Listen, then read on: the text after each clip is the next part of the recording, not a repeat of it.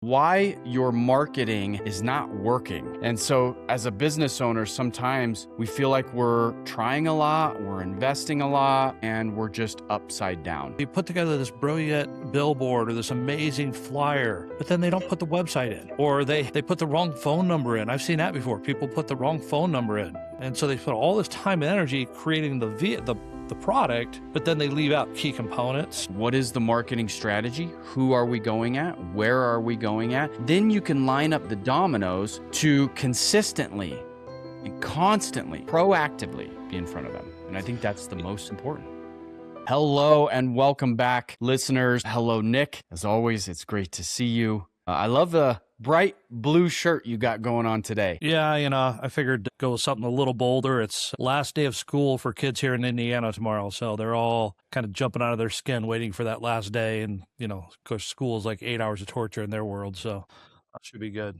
I remember that as a kid, as a student, couldn't wait for summertime, and summertime for the kiddos is here. Yeah, it'll be really exciting next week. My daughter, who's 10, she's famous in her school this week because it's not Guinness Book of World Records, but like records for kids around the world. And she decided she saw one that she thought she could do, so she wanted to see how long she could hang upside down on her gymnastics bar, and had it recorded for like 7.5 minutes, sent it in, and they awarded it to her. So it was in the newspaper here locally. And then one of the other bigger newspapers sent us a message saying, hey, can we interview her this week? And so it was like, she said it was kind of surreal in the school this week with all the teachers coming up and the kids. And she's like, is this what it's like to be famous? I'm like, I guess. So that was kind of fun story to see that her picture's gonna be on the front page of the newspaper next week. That's very cool, but doesn't that sound terrible? I mean, how long do you think you could hang upside down? About 4 seconds and I'd pass out. So I think I'd probably pass out before I even got to the full up and down position. She was like, 7.5 minutes and no big deal. I'm like, yeah, that's crazy to me. Yeah. Yep. That does not sound fun to me.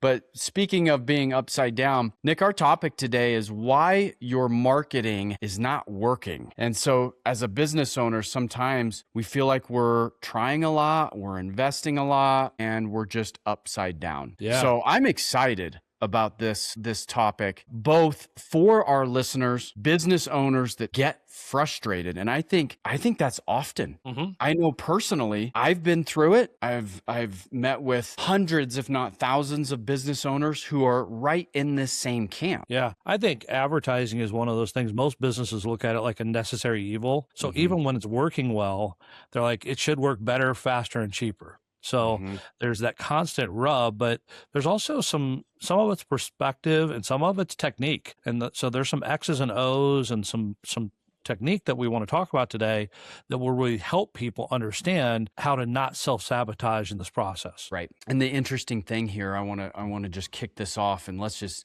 take a deep dive in right away here. I want to talk about the digital marketing world and the ad fatigue that we all see and that we all get. The stat is each individual is being targeted online, Nick, over 3,000 times per day. When you think about all the various channels, from digital display ads and banner ads on, common websites like MSN or Yahoo or your local news stations, then you have TikTok and Instagram and of course Facebook ads. You've got Google ads. There's a lot going on. You play a game, you can't get halfway through a game and your game pauses and they're throwing, the Candy Crush, ad or whatever they're promoting. Yeah. And that frustrates me, right? How about you? Yeah. I mean, gosh, it seems like you can't go to a restaurant, go into the restroom without having an ad in the bathroom. I mean, it's everywhere you look, there's ads. And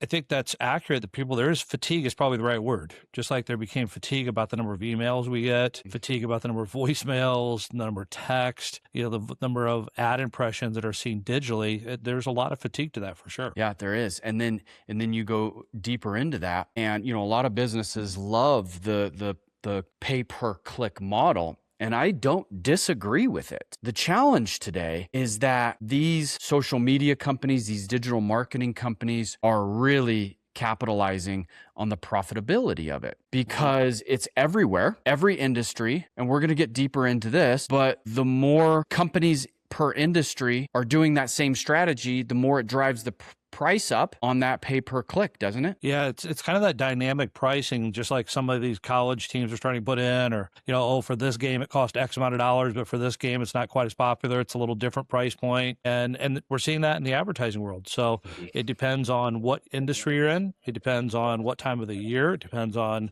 what city you're in sometimes. So, some of these clicks, Jeremy, may be 50 cents a click, but then there might be somebody else that their clicks are $50 or more every single click. Again, just depending what industry and how competitive is there. So they've learned how to monetize it for sure. And who pays for that ultimately is that, the small business owners that are trying to compete with the big massive companies have, seems like endless, should say, marketing budgets. Right. Exactly. And what about the print world? Yeah. I mean, the same thing. The reality is print work, just like digital work, print works, but the stats on print aren't much prettier.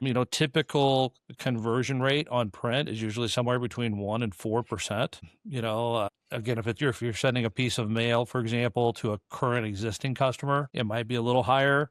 But if you're sending out, 1,000 pieces of mail, there's only a very small percentage, only a handful is even going to open it up and look at it, let alone respond. And so it works. It's just the numbers aren't super exciting. The conversion ratios are low, and that's why it takes so much of it, just kind of the same way that the digital's become. It just takes so much of it to make it actually stick. Yeah, and I want to emphasize that neither strategy is dead. Businesses are just executing them poorly. And there's multiple reasons for that we are going to really spearhead in this episode for our listeners. So the medium doesn't match the audience is the most common reason that your marketing is not working. Yeah, I think, I really look at it kind of like football, right?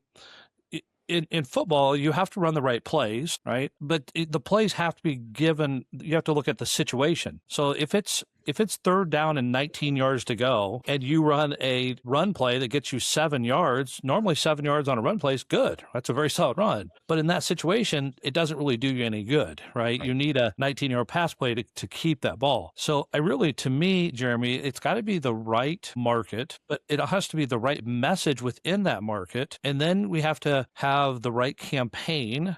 And then it has to be executed well. And I think where business owners get really easily is like, well, I tried print, it didn't work. I did this in digital, it didn't work. I did a radio commercial, it didn't work the way I wanted it to. And they want to blame the medium versus saying, maybe I didn't choose the right avenue to go after.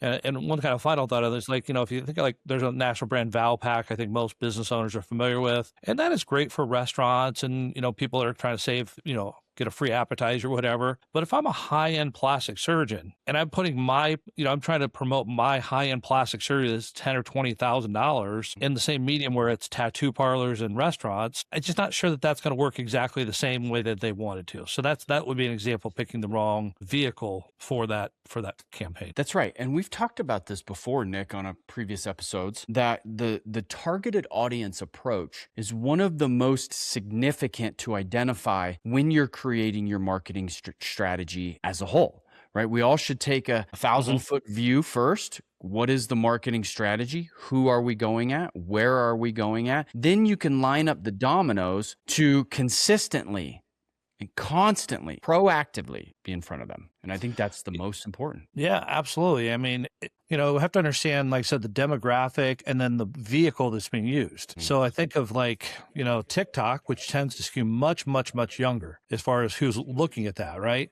Where Facebook tends to skew much older. So if you're going after retirees, putting an ad on TikTok probably doesn't make a lot of sense. But if you're going for younger people, right? Because your accessories or clothes or whatever it is you're trying to promote, and you're putting it on Facebook, that also might miss. So it's understanding what is that particular vehicle designed to do. The tricky part comes when you deal with ad salespeople. Every ad salesperson I've ever met in any form always thinks their product's the best. So when you talk to print people, they go, print's the best. When you talk to digital people, like, no, digital's the best. And you talk to the print people are the ones saying, no, digital's dead. You talk to digital people like, no, print's antiquated. Nobody does that anymore, because they're trying to sell their product. Radio's doing the same thing, TV, direct mail. They're all kind of saying we're the best because they're trying to make a sale. when you could step back away from everything and just go, hey, I have no skin in the game. Let's just talk objectively about what each product is designed to do, who its clientele works best for. Then customers and business can be a little more educated. They can make better decisions. Yeah. So what you're saying is if I have a senior living facility and I'm trying to fill my rooms, don't market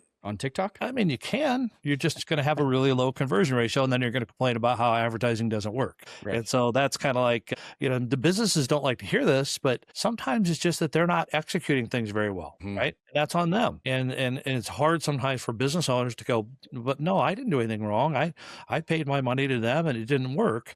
But sometimes it's, well, because you didn't listen to what they said, or you picked the wrong market, or you got sold on an idea without, pushing back on it and asking the right questions. So I do put a lot of this, the kind of the onus on this is on the business owner to ask the hard questions, to really understand the demographics and make the right choices, because it's their business. It's their money. Yeah. So just to recap before we move into mistake number 2, Nick, the medium doesn't match the audience. A lot of businesses jump on board with a shiny new thing. They're at the grocery store on the shopping carts, or they're choosing a billboard, a park bench, the side of a bus, you name it. Again, there's endless amounts of opportunity to market and advertise your business.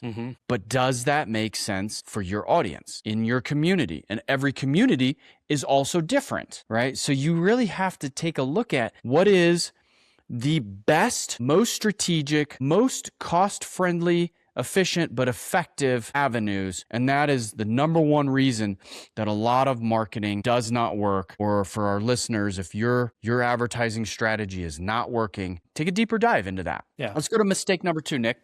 And I think what you're describing, by the way, before we get step 2, is I think a lot of business owners look at things 2-dimensionally, where really we need to look at 3-dimensionally. We need to look at all of the angles to get a clear picture. And that just takes a little more time, which is a premium. It seems like when you're running a business, it's always saying like, you should work on your business instead of in your business. But the problem is there's fires going on all the time, people quitting, not showing up, payrolls due Friday. You got this and your main client decided not to pay on time this month. And so it's really hard sometimes to step back and have that time to devote to this. So this is, again, why we're trying to do these things. So, the second mistake people make, they're missing the connection. They're missing the bridge. So, you put together this brilliant billboard or this amazing flyer, but then they don't put the website in, or they put the wrong phone number in. I've seen that before. People put the wrong phone number in. And it's an old phone number, or, they don't put a QR code. And so they put all this time and energy creating the product, but then they leave out key components that really make it hard for the consumer to activate and use those. That's right. And what about the businesses who don't have a website? Yeah, So it's tough. In today's world, without a website, it's tough. So you're spending money on a print ad, or you're spending money on a digital campaign for what? Because the website is really that foundational piece, because the customer, the consumer, your future patients, they have to go somewhere. Your website is your online retail store. It tells your message, tells your story. It identifies your process, your product, your team. And that is so valuable and well worth the investment. Yeah. And I think, Jeremy, what's happened is as technology has changed, people's expectations have changed. So 20 years ago, it was normal that if you had a question for a company, you just pick up the phone and call them. And then it became normal to shoot an email to people and ask questions. Well, now what's normal is to go look at their website, go Google it and see what the reviews are, what people say about it, right? And so if you're still operating like it's 1997, that's going to cause significant problems. Now, if you've been around that long, maybe you got a lot of word of mouth and you don't need some of that stuff. But if you're in an environment where you're trying to grow your business and you're trying to really stay on top of things, then it really does become an important part. It's just kind of a fundamental thing. Yeah, and I think about the disconnect in the marketing message, as you mentioned, as we opened up this episode. Think about Levi, right? Levi denim. Very well known. But what if Levi, as we know it, decides that they're going to launch like women's leggings, and all of a sudden their digital ads and their marketing message is about leggings? Well, from what we know of Levi, that would confuse me as a consumer, at least me personally, right? Maybe they're going to get into women's leggings. Maybe they already have, I don't know. But that would be so, I believe, counterproductive in the marketing message, because they've already built a brand that is recognizable, right? It's maybe the largest blue jean company in the US, maybe even the world. I don't know those stats, but isn't that what we're talking about? That message, the disconnect? Yeah, because again, business owners are like, well, just more is better. And I'm like, no, sometimes just executing it better is better. And so, there's nothing wrong with the product. Maybe there's nothing wrong with the process. It just needs execution at a higher level. And that kind of leads us into the never ending debate I kind of mentioned a few minutes ago, right? What's better, print, digital? And the reality is it's really, we're in an omni-channel marketing program today, right? Where it's a combination of both. Now, is it 50-50? No, I'd say for very few businesses, it's going to be 50-50. A lot of that's going to depend, again, the tenure of where you're at in business. It's going to depend on what industry you're in, what market you're in. Not every place in the United States has the same level of technology. There's places in the Midwest and especially rural areas that, may be a little bit still more old fashioned, and you get some places on the coast where it might be a little more advanced. So it's just understanding, is that mix 60-40? Is it 70-30? Is it 90-10? But the reality is, I think in any world today, if you're not doing some mixture of digital in some capacity and print in some capacity and using the omni-channel, then it's kind of missing the mark. Yeah, that's right. So mistake number 2 is missing the bridge. There is a disconnect, whether it's, again, the message, the audience, the ability to drive that traffic to a website, or in your print campaign, Nick. You're running a print campaign. Well, do you utilize technology with QR codes? Because QR codes, you can generate a monthly report, track your scans to see what your traffic is like, and to get a better idea or understanding if that particular medium is working and to what level. So I think that's really important. And that leads us into mistake number 3 here. Yeah, bad tracking and the ROI blame game. This is a super common one. Again, I'm the same way. I've dealt with hundreds and hundreds and hundred businesses, and they all want to blame the ROI. I didn't get enough ROI. It seems like it doesn't matter what the vehicle is. There's always complaints about ROI, and it's hard to track. So you want to tackle the on the digital side. What's that look like? Yeah, I mean, digital tracking is getting harder because of the new privacy updates, and all of our devices are always doing updates, right? That frustrates me sometimes. I just figure out how to use my iPhone, and then I wake up the next morning and I got a new update, and oh yay, now I got to find this button or how to share a contact, or it's just, here we are. We're dating ourselves, I think. These kids probably keep up with it better than we do, but it is getting harder and harder just because of the sheer number, right? We're being thrown, again, in every direction, digital marketing, and as a consumer, and we've talked about this. It's not my job to remember where I saw you. The fact is, I saw you. I called you. I'm on your website. I'm here.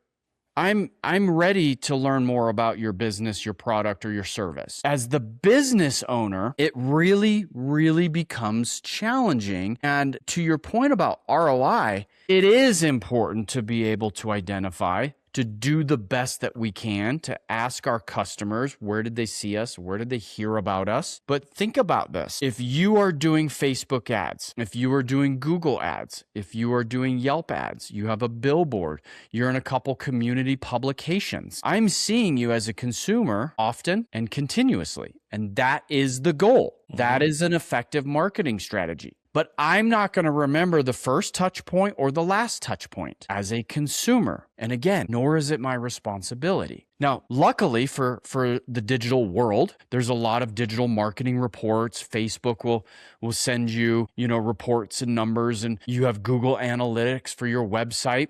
So there is some of that. But at the end of the day, your return on investment, that is a commercial real estate term. That is not a marketing term. We need to shift the paradigm in the marketing world. What the goal, what the objective is a relationship, opportunity, interaction. The more that I do, the more I build a relationship with my potential consumer. I don't know if they're ready today, tomorrow, next week, or next year, right? That the more you do builds that relationship, right, Nick? Yeah, and I really think that whole concept, return on investment, the problem that I have with it is that requires customers to care about your advertising, which they don't. It requires your employees to care about trying to ask and track things properly, which they don't. It requires your salespeople to do their job well, which sometimes they don't. And so there's a lot of variables there that are really not very practical. And so it's easy as a business to put it all on the, the medium again that we use, but there's a lot out there. So I think really when I think of ROI, I think of return on intention, not return on investment. So if the intention is to build a brand, the intention is to promote something, the intention is to catch the eyes of someone, that's what we're really looking for. And the number of times I've had businesses would say things like, well, we got 10 calls, but we only converted one of them into a client. So it didn't work. And my reaction to that is like, well, wait a minute. If the job was to get attention and you got people calling you saying, I saw it in this vehicle and you couldn't close them, that's not the issue of the advertisement. That's a sales issue on your part or pricing or something like that. So, but again, businesses don't think about that. They go, well, we didn't get much, we were expecting to get this volume. Yeah, but you have a part in getting that volume. So I think it's really, really tough always because again, the people that are consumers don't care. As much as you want to think your employees care, they don't. They really don't. Unless it's maybe a family or their part owner, but they don't care as much. So it's just hard to track it. And so people tend to drop it very quickly. And what I found is new businesses want to track every single thing. They want to like, oh, I don't want to waste a single dollar. This has been around a while. Or like, I can't track it. It's too hard. I'm just going to use educated guesses based on experience, and I'm just going to trust the process. And so it's more of like, do I trust the process versus do I trust the results that I'm getting today? Because again, they're looking at it a little more longer term. Again, I understand why new businesses, because every dollar counts. So I understand why they tend to be fixated on. Well, and then you add in the compounding effect of time. It's exposure and impression and time. So when you have a strategy that you're very strategic about the audience, who it is, where it is, and you just kind of keep beating that drum, and then they see you over and over. And it's like, I might not be in the market to buy a new Mercedes today, but they have a new model that comes out and I see the TV commercial and it attracts my attention. And then I see it again, then I see it in a printed magazine. And now it's really getting in, and I'm like, I really like the look of that car. Maybe I should go take it for a test drive just to see if it's really as, attractive and good looking in person as what the TV commercial or what the ad in the magazine is making it look like, right? But that compounding effect, they keep hitting me. They keep targeting me and almost forcing me into a buy cycle, right? Yeah. In fact, as you were saying that, it just reminded me of something last night. I was at a function last night where it was just a bunch of about 60, 70 business owners, kind of a social hour. And as we're sitting there, one of the people was like, she goes, ooh, I like the look of that Cadillac right there. I want that. And there was an emotional attachment seeing that. And they were like, ooh, and her eyes lit up and her voice changed. So that wasn't just seeing an ad, right? It was seeing the car. It was the ad. It was the reputation. It was all of those things. So it's just really easy to lose track and want to try to pinpoint it to one thing when very rarely is it one thing. It's usually a combination. Now, when we get into some of the things of tracking solutions for digital, you also get into things like UTM parameters and pixel tracking. And, this starts to get a little high tech. So guys like me that are not maybe quite as educated on some of the technology, I had to look up some of some of these things. I kind of knew about them, but, when you start getting into, UTC, this is where you're putting on special things into like your web address. You're adding on extra characters, you're adding on extra notations to that. So what it does, it allows places like Facebook and Google to track deeper statistics, right? It's kind of really dig in and look at what's happening. And so they can start to really look at saying, okay, what is this turning into? So that's why you'll see sometimes things will have not just their website, but it'll have a set of numbers or letters behind it or whatever it might be. You might be at the golf outing and it's got, the ad, but then it also says, BMW championship afterwards or something like that. So that's just so they can track that. And then you get into, the pixels, that's a whole different world. So now what you're doing is you're talking about invisible images that are in behind, things. And what that does is and again, this is where you get into privacy, because that starts to really record things. It starts to record, okay, what were you talking about? And what did you look up? And again, people, when they accept cookies and all those things, those annoying pops up, reject cookies, accept cookies. People don't realize when they're accepting that, what they're doing is they're giving these companies the ability to go in and actually kind of watch all that stuff that's happening. So there's a lot of stuff that's happening technologically that people just don't understand. And if you have a, Siri or one of the Alexa devices and things like that, and it's always amazing to me how you can talk about it and then all of a sudden it starts showing up on your Facebook lead or your post, or it shows up and you met somebody, you type something in, and all of a sudden you're getting hit with that stuff left and right. It's because they're tracking all of stuff. Yeah, it's like, on our ranch here, my wife and I, we were just talking about, summertime, the flies come out, around the horses. And so we were talking about this, and then I'm on Instagram the other day, and then I get I forget the name of the company, but they specialize in creating these high-powered fly traps that you hang around the barn and, the horse stalls. And I'm telling you, we bought them and they work. And now every day I log on, it's like, you need more? You reorder. And now they're in front of me because of that. Exactly what you said. Now, I want to touch on something before we move on real quick, Nick. Those UTM parameters and the pixel tracking, and we could take a 20-minute deep dive into this, which we're not, but I do think there's some importance behind that when we're talking about trackability, because this allows, when you click on that Facebook ad or that Instagram ad and it reroutes you to your website, well, now you can pull your Google Analytics and you have a line item from where the traffic came from. And so that really is justifiable in that regard. Yeah. Again, none of the stuff is bad. It's just, it's challenging and it's not two-dimensional. So it takes time to really dig into it to understand it. Right. Yeah. Let's go to mistake number 4, over formatting and under budgeting. I see this one all the time. And we see this, it's kind of like the people, they go out and they, like, oh, I'm going to do a direct mail campaign, and they buy 5,000, they get printed off 5,000 copies of something, but they go with the cheapest paper, the cheapest, it's flimsy postcards, and it looks like garbage. It looks like, a fourth grader put it together, and it looks like it was, kind of printed at home almost. So yeah, they went after it the big way, but they executed very poorly as far as the lookup.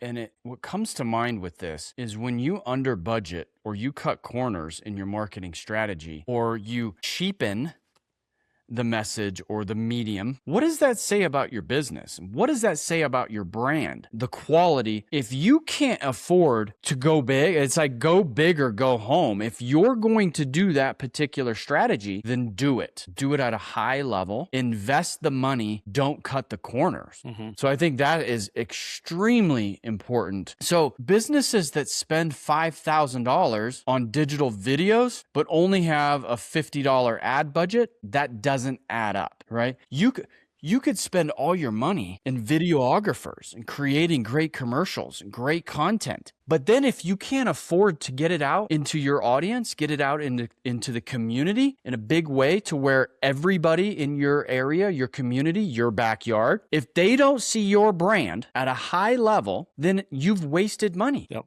Well, and I think, Jeremy, that depends on what image your business is going for, right? So if you're a high-end corporate attorney and you have an office downtown and it's got marble floors and all that stuff, and you're billing $500 an hour, $1,000 an hour, that makes sense. If you're a bankruptcy attorney and you're in that same place, I don't know, that makes a lot of sense. You might be okay being in that off the strip somewhere, office that's not real fancy, because it's just the client. You got to understand the clientele you're going for, right? And so this is part of it. So yes, you have to look at where you're at in your business, and we want to focus on what is your image. So if your image is, hey, we're the cheapest guys in town, and that's how that's what we're hanging our hat on, okay, fine. But if you're not going after being the cheapest in town, which very rarely businesses are going after that, then you do have to think more about the quality of the print versus I can put it in this publication and it goes to 50,000 people. Well, it might be better to go into that publication goes to 7,000, but it's a better quality publication. It lines better with the target, even though it doesn't go to as many, but it gets good quality. So there's not as much waste involved. Think about a furniture store, right? Well, let's go on both ends of the spectrum here for a second, Nick. Think about a low-end furniture store, you're going to target, renters, apartments, right? You're affordable.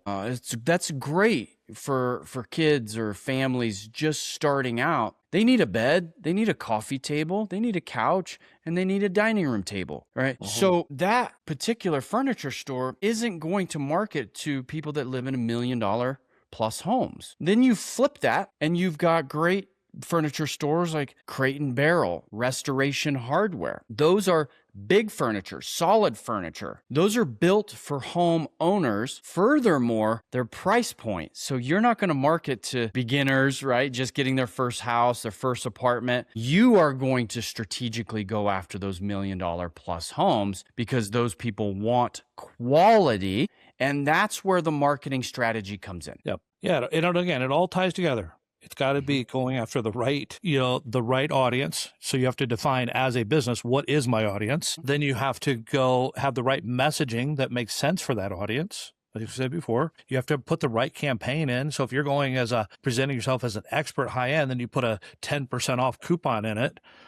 That probably doesn't sit real well with your customers, right? And so you just have to understand those. So you execute the whole thing. And again, it's tough. And that's why there's marketing agencies. So they can give some insight, some background, but that comes at a cost, typically an extra 15 or 20 or 25% on top of, your expenditure. So everything comes with a cost. It's always trade-offs. So I guess it leads us to, where do we go as business owners? What's the final analysis? And I was going to ask this question. So for our listeners, before we wrap this up, I am a business owner. I own a painting company. You're a marketing consultant, which are both very, very true in this example. But I come to you and I say, Nick, I am struggling. My business isn't doing as well as I want. Help me. My marketing is not working. Where do we go? Well, I think any good company should start asking questions like, well, what are your objectives, right? What are you trying to accomplish? What have you tried so far? How long did you do that for? What did it look like? What copy was it? If you've got an ad agency, a marketing company, and they're not asking a bunch of questions about what you've done and what you're trying to accomplish, they're just going into, well, you should do this, this, and this. As a business owner, I would be very leery of that. Just like I'd be very leery if I go to the doctor, they don't ask questions and run tests. They just start prescribing medication.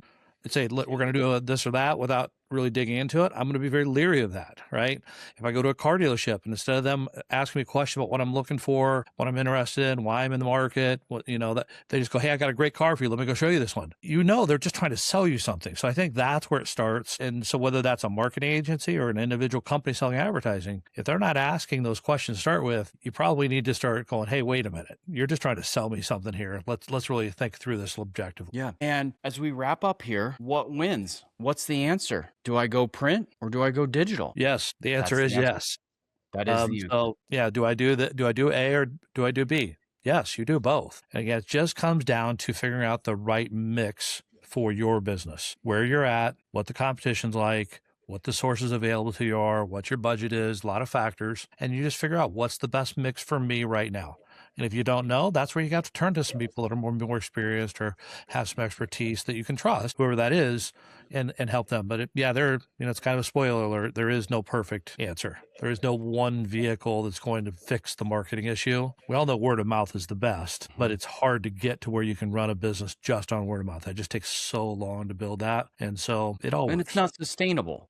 Yeah. Right? You can't business plan around word of mouth or the possibility. We can hope for it. We can wish for it. We can push for, 5-star Google reviews. But at the end of the day, you need a quality website. You need the ability to be found through all of your competition. Google, your company, your product, your service near me or in your town, in your city, in your county, right? Because there's thousands of people. What I know to be true is there are tens of thousands, hundreds of thousands of homeowners in my backyard who need my service. But are they going to find me or are they going to find my competitor? And I am constantly evaluating and strategizing. Am I hitting this community, this neighborhood well enough, often enough through yard signs and door hangers and the side of my truck and my own branding with, hats and swag? I'm in 4 different community publications. Some reach new home buyers. Some reach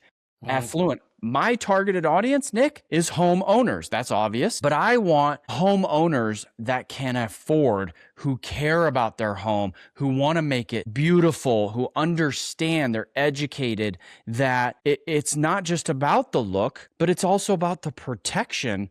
In Colorado, you've got the sun and the wind and the rain and the hail and the snow. We never know each day what we're going to get. And in most cases, it's all of the above all in one day, right? So sounds kind of like Indiana weather in the spring. So if you don't like it, just wait a few hours. Now, just and wait a again, few some of you hours. are, some of our listeners, you might be in commercial applications. Some of you might be in industrial applications. So that specific example network, but there may be trade meetings that you need to go to, or there may be associations that you can belong to that, would help, or whatever happens to be. So just dig in, find out what's the right fit for you, and go after it and stay consistent. Well, this has been a lot of fun. Great information. Great to see you, Nick. Listeners, thanks for chiming in. Thanks for listening. Thanks for your support. And thanks for your feedback. We love hearing from you. If you've got suggestions, recommendations, or topics that you want us to touch on, feel free to reach out. You can see our contact information in our show notes. But until next time, great to see you, Nick. Great to see you, man.